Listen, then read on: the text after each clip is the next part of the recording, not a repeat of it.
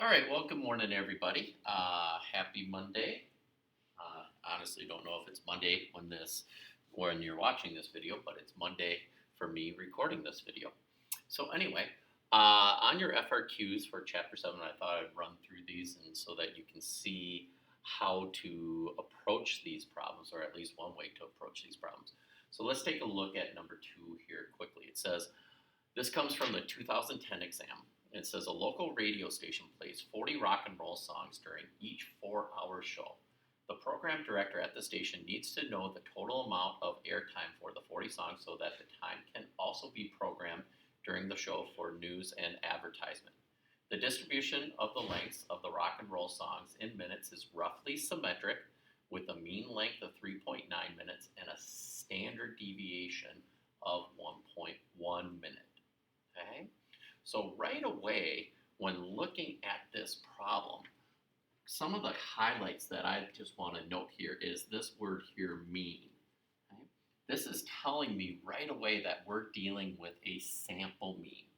Notice how it talks about 40 rock and roll songs, so that's going to be my N. Okay? Here's the mean, okay, of a song. Mean of X is 3.9, and the standard deviation of a typical song is 1.1 minutes. So in part A, I'm hopefully be thinking about this. Notice how it says sampling distribution.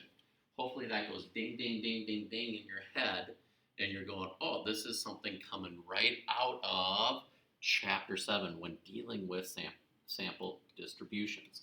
So when we want to describe this distribution, ideally, we hope, when we're talking about, in this case, the sample mean lengths of a random sample of 40 rock and roll songs. So we're talking about the sampling distribution when we pick a random set of 40 songs at any given time. What does that distribution look like?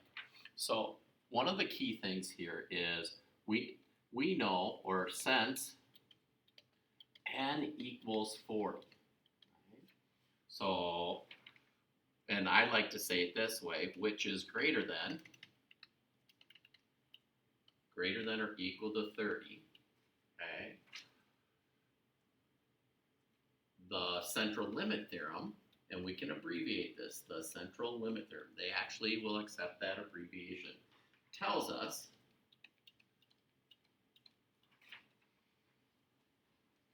that our sampling distribution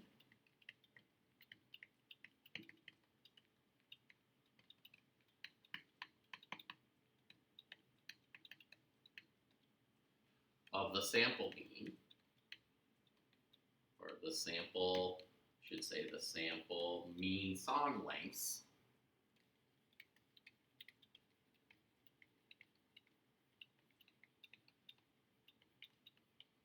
will be normally, or I really want to say approximately,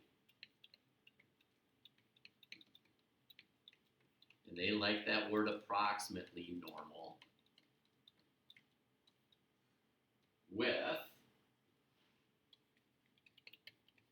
and then this is where the formula comes into play, the mean of your sample mean, so mean of your sample mean equals the mean of the population, which was, in our case, 3.9 minutes.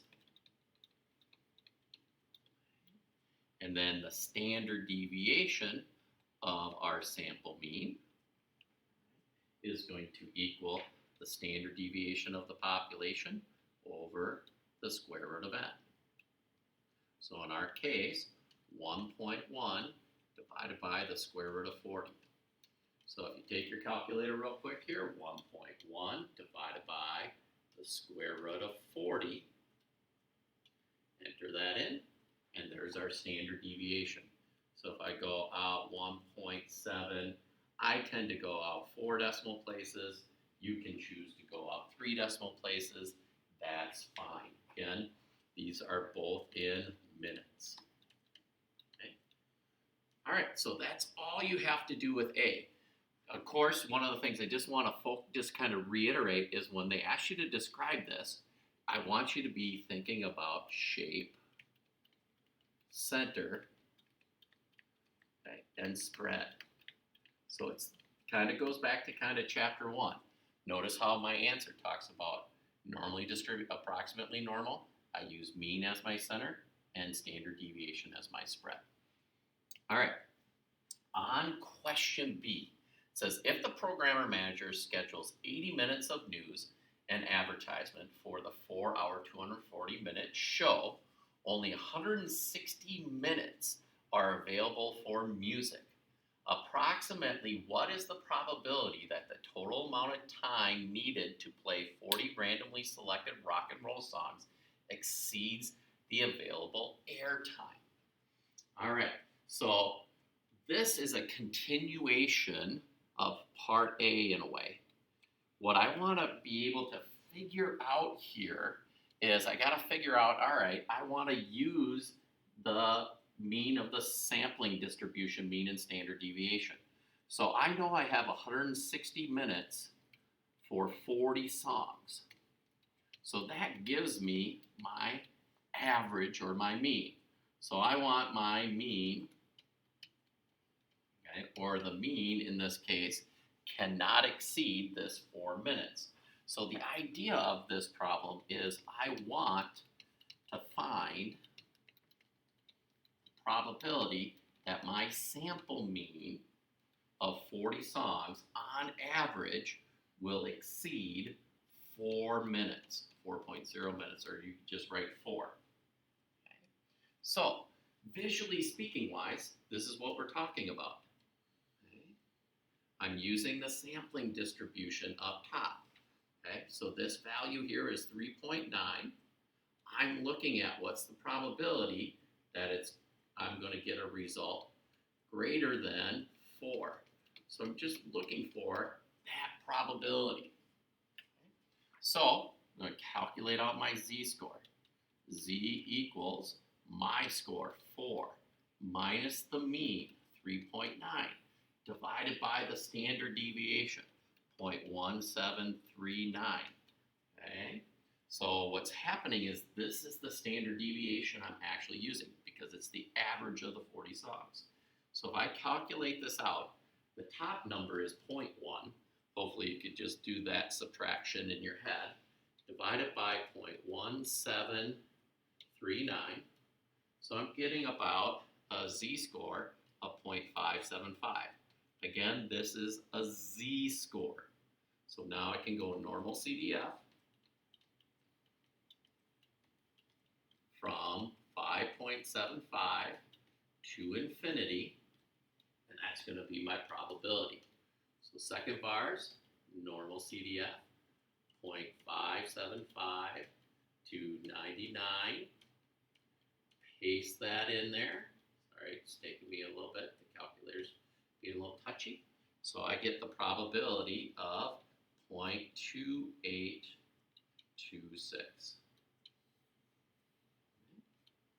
All right, that's all you had to do, okay, for the first problem. Pretty simple. All right, I'm going to go to the next page here.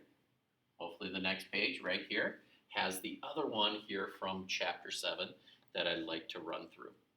So let's take a look at this one here. It says a tire manufacturer designed a new tread pattern for its all-weather tires. Repeated tests were conducted on cars for approximately the same, traveling at 60 miles per hour. The test showed that the new tread enables the car to stop completely at an average distance of 125 miles per hour with a standard deviation of 6.5 feet. And the stopping distances are approximately normally distributed. Wow. Okay, so you got a lot of things here. They give you a mean, okay? So here's the average, so here's a mean, here's a standard deviation, and they tell you that it's already approximately normally distributed. So just to let you know, the first actual couple questions, and this is how they like to tie in the stuff, so I could definitely see them doing a question like this on the AP exam. Because when I look at question A, it says, what is the 70th percentile of the distribution of stopping distances? this question, question A, okay, is actually a chapter 2 question. Part of the reason why I like doing this one is you're going to actually have 3 different chapters coming from this particular question. So in this particular case, I want x at the 70th percentile. So if I'm thinking about what this looks like, think about it like this. Here is my normal distribution. Okay? I want to know where x is located here, where this area under the normal curve equals 0.70. So hopefully you remember, if I'm trying to get an x, I'm working backwards. That tells me I have to use inverse norm. Remember, inverse norm of a percentile gives me my z-score. So in this case, if I go inverse norm of 0.70, that's going to give me my respective z-score. So second bars, number 3, my area 0.70. Now those of you who have those really high-tech calculators, you'll always want to say to the left. That's what's nice about those. I don't have that. So that gives me my z-score, approximately 0.524. So now I'm plug it into the z formula. So I have my z. I'm looking for x. I have my mean, 125 feet. I have my standard deviation, 6.5. So if I think about what x equals, x is going to equal, I multiply, so it's going to be 0.524 times 6.5, and then I'm going to add the 125 to it. So I know I'm doing that all in one step. It's not too hard though. Times 6.5 plus 125, okay, 128. So we'll say that x is 128.406. So the 70th percentile is at, I'm just going to say 70th percentile is at 128.406 feet. Now, if you rounded it to 2 decimal places and said it was 128.41 or 128.4, if you show all of this work, you should be good. All right, question B now says, what's the probability that at least 2 cars out of 5 randomly selected cars in the study will stop in a distance that is greater than the distance calculated in our case, in part A. Okay? So we're going to be using this value here in our problem. And here comes this probability part, and we'll explain that part here. So I'm going to move this up a little bit so I can just have some writing space. So in B here, I'm thinking about this situation, and hopefully in your mind you're thinking 2 out of 5, okay? Because it says at least 2 out of 5. So my initial thought is I just want to double check something if they defined a variable. They didn't, but I'm going to define, and I don't want to use x so I don't confuse things. So I'm going to use a different variable. I'll choose y. Okay? So I want y where, or really what I want, I apologize. Let me do a little erasing here for a second. I want to redefine this here a little bit better for you. I want the probability of y being greater than or equal to 2. Okay? Because I want at least 2 out of 5 cars. But I got to define what y represents. So I'm going to let y represent the number of cars out of 5 that have a stopping distance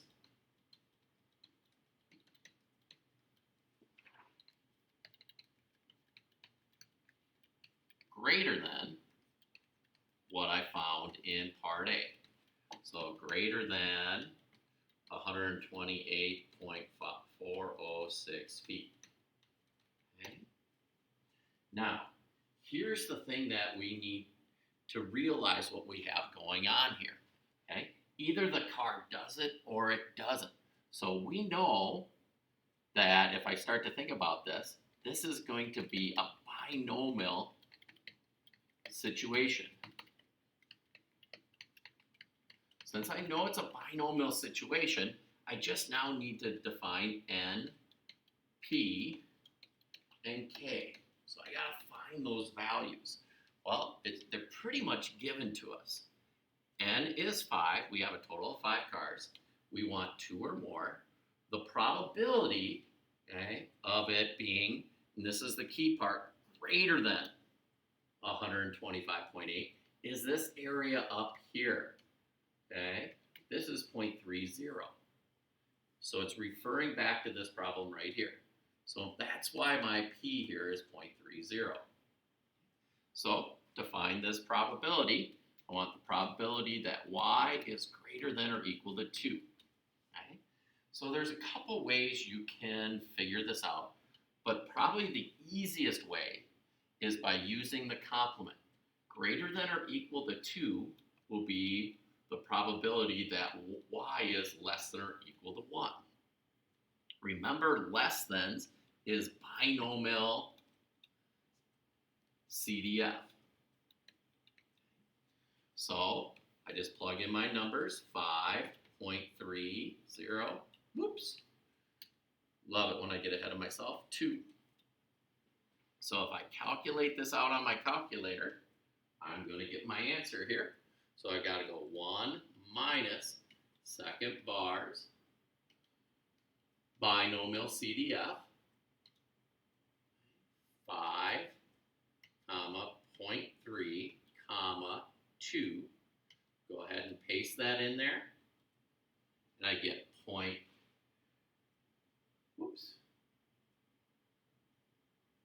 I did 1 minus that.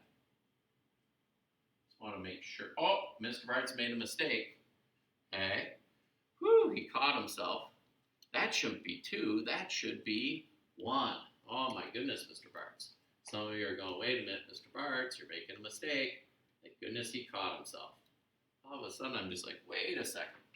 So my probability should be 0.471 if I round to 4 decimal places. This is 8. Thank goodness I caught that. Yes, this should be 1. Wow, if I would have done 2, that would have been not so good.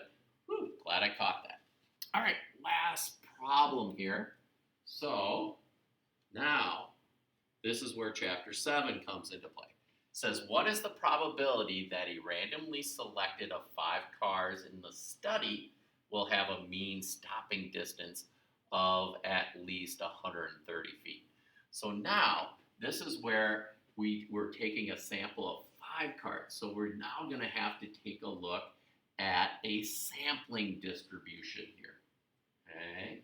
So the key on this one here, as I move this down here, is we are now talking about a sample mean. So now instead of having xy, we're going to let x bar equal the mean stopping time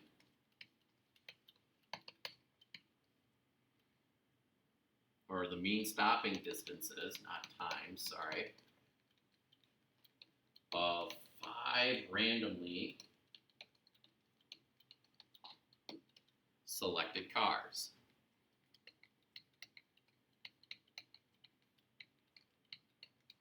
Okay. Here is what we know. Okay. The thing is, our sampling distribution, I'm going to kind of move this down a little bit more here or move it up. It's moving it down for me. So how can I go about calculating this? Okay. Well, we know our sampling distribution is approximately normal, since our population of stopping distances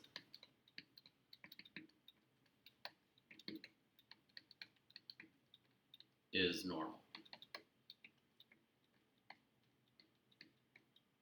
Okay. We also will know that the mean of my sample mean should equal the mean of the population, which is 125 miles, or sorry, I keep on thinking it's speed, feet, and then our standard deviation is going to equal the standard deviation of the population over the square root of n. So in our case here, 6.5 divided by the square root of 5. So 6.5 divided by the square root of 5. Enter that in. Let's see, we get 2.907 feet. So now, you are asked to figure out, in this case, you're being asked what's the probability. So just to kind of show you where I'm pulling this out, you want to know not only sample from 5 cars is at least 130 feet. So we're trying to figure out what's the probability that my sample mean coming from 5 cars is at least, so greater than or equal to 130 feet. So if I'm visually looking at this, I'll move it up just a little bit more. So here's my mean of 125. I'm looking at about 130 or more. So I got to calculate out a z-score. So 130 minus 125 divided by 2.907 equals, well, 130 minus 125 is 5, divided by 2.907, and I get about 1.72 standard deviations above the mean. So this is going to equal normal CDF from 1.72 to 99 standard deviations. So if I calculate that out, second bars, normal CDF, 1.72 to 99, paste that in there, and voila, 0.0427. Now, just to let you know, if you round it a little bit differently here, okay, this probability might be a little bit different. But I'll just tell you right now, if you're at 0.042, 0.043, you're in the right area. All right, hopefully this helped with going over the FRQs here today. And anyway, we will see you at another day.